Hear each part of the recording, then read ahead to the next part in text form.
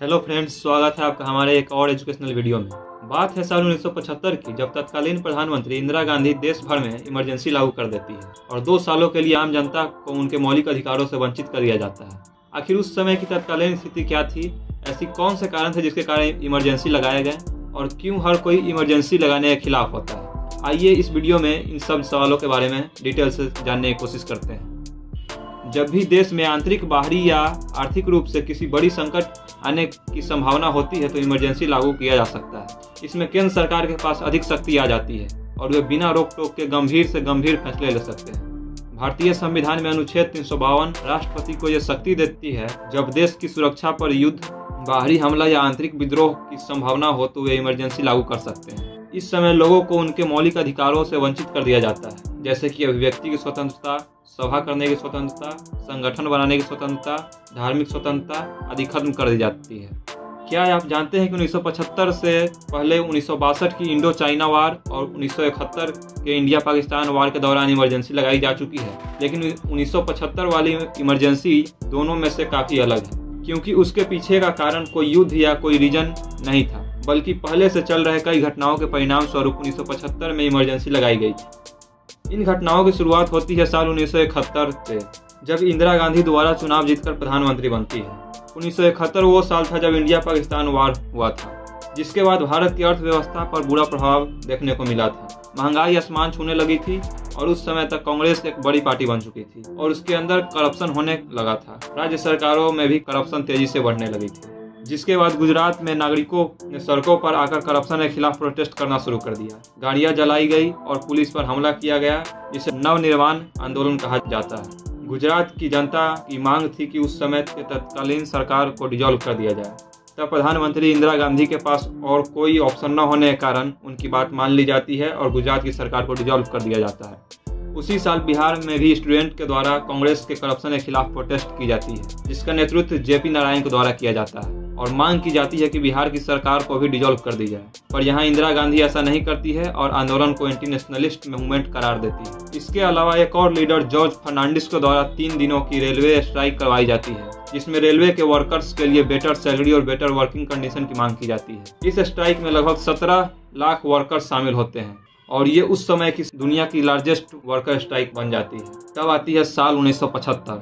उस समय में भारत की स्थिति की बात की जाए तो हर तरफ प्रोटेस्ट चल रहे थे, महंगाई तेजी से बढ़ रहे थे, जिससे आप कल्पना कर सकते हैं कि उस समय की स्थिति क्या रही होगी। इसी बीच मार्च 1975 को इलाहाबाद हाई कोर्ट का फैसला आता है, जिससे इंदिरा गांधी को एक और झटका लगता है। बात यह थी कि पिछले 2 सालों से इंदिरा गांधी पर इलाहाबाद हाई कोर्ट में एक केस चल रहा था। इस केस को उस समय एक नेता राज नारायण के द्वारा फाइल किया गया था, जो कि 1971 के इलेक्शन में इंदिरा गांधी के खिलाफ रायबरेली के सीट से खड़े हुए थे, जहां से इंदिरा गांधी भी इलेक्शन लड़ रही थी, जो कि उत्तर प्रदेश में है। उस इलेक्शन में हारने के बाद राज नारायण ने इंदिरा गांधी के खिलाफ हाई कोर्ट में केस कर दिया और आरोप लगाया कि वो इलेक्शन को अनफेयर तरीके से जीती हैं। इस समय इंदिरा गांधी के खिलाफ 14 क्राइम रिपोर्ट फाइल किए गए, जिसमें से 2 क्राइम साबित हो पाए थे। इन 2 क्राइम्स की वजह से कोर्ट ने इंदिरा गांधी की लोकसभा सीट को नल एंड वॉइड डिक्लेयर कर दिया था और इंदिरा गांधी को लोकसभा से निष्कासित कर दिया गया।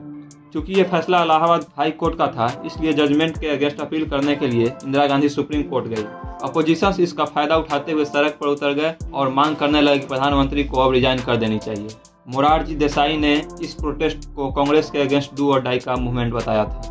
जून 1975 को इंदिरा गांधी की अपील सुनी गई और जजेज ने कहा कि उनकी सारी सुविधाएं छीनी जा सकती है, उन्हें वोट करने और इलेक्शन में खड़े होने से 6 सालों के लिए रोका जा सकता है, लेकिन वे कोर्ट की अगली सुनवाई तक प्रधानमंत्री रह सकती हैं। कोर्ट के इस स्टेटमेंट के बाद अपोजिशन की जो प्रोटेस्ट थी वो और बढ़ गई और लोग सड़कों पर और ज्यादा मात्रा में उतरने लगे। इंदिरा गांधी के अगेंस्ट में जो रैली निकाली जा रही थी, उनमें से एक रैली जेपी नारायण के द्वारा निकाली गई थी। उन्होंने स्टूडेंट्स और जनता से कहा कि पुलिस की बात को सुनना बंद कर दें और उन्होंने police forces, army, air forces और नेवी से कहा कि वे सरकार की बात मानने से इनकार कर दें। जिसे सुनकर आपको नहीं लगता कि अगर ऐसा होता है तो देश की सुरक्षा पर प्रभाव पड़ सकता है? और जैसा कि मैंने आपको पहले बताया है कि देश की सुरक्षा पर संकट आती है तो इमरजेंसी डिक्लेयर किया जा सकता है। इससे पहले तो इमरजेंसी लगाई गई थी वो युद्ध के कारण दौरान लगाई गई थी, पर 1975 में इमरजेंसी के कारण आंतरिक विद्रोह को लिया जाता है। 25 जून 1975 को इंदिरा गांधी अपने कुछ मिनिस्टर्स के साथ मिलकर उस समय के तत्कालीन राष्ट्रपति फखरुद्दीन अली अहमद को एक लिखित नोट भेजती है और उन आंतरिक विद्रोह का कारण बताते हुए आग्रह करती है कि देश में इमरजेंसी लागू कर दी जाए, और 25 जून की रात को ही राष्ट्रपति द्वारा इमरजेंसी डिक्लेयर कर दी जाती है। उसके बाद जेपी नारायण, मोरारजी देसाई, एलके आडवाणी और चरण सिंह जैसे अनेकों नेताओं को अरेस्ट कर लिया जाता है। देश के सारे न्यूज़पेपर्स को बैन कर दिए जाते हैं और अगले दिन इंदिरा गांधी रेडियो पर इमरजेंसी की अनाउंसमेंट करती है। इसके बाद ये इमरजेंसी अगले 2 सालों तक चलती है। इस समय को भारतीय लोकतंत्र का डार्केस्ट पीरियड के रूप में देखा जाता है। इस समय लोगों के मौलिक अधिकारों को खत्म कर दिया जाता है, धार्मिक स्वतंत्रता छीन ली जाती है, 1 लाख से ज्यादा निर्दोष लोगों को अरेस्ट कर लिया जाता है और इलेक्शन रोक दिए जाते हैं। लगभग 2 साल बाद 21 मार्च 1977 को इमरजेंसी खत्म कर दी जाती है और फिर से इलेक्शन कराया जाता है, जिसमें इंदिरा गांधी और उनके बेटे संजय गांधी दोनों हार जाते हैं और एक नई पार्टी जनता पार्टी सरकार बनाती है। ये पहली बार होता है कि कांग्रेस के अलावा कोई और पार्टी इंडिया में सरकार बना रही हो। अगर आपको ये वीडियो में दी गई जानकारी अच्छी लगी हो तो वीडियो को लाइक और शेयर जरूर करें और चैनल को सब्सक्राइब कर लें, जिससे कि आपको इस तरह की नॉलेजफुल वीडियो देखने को मिलती रहे। धन्यवाद।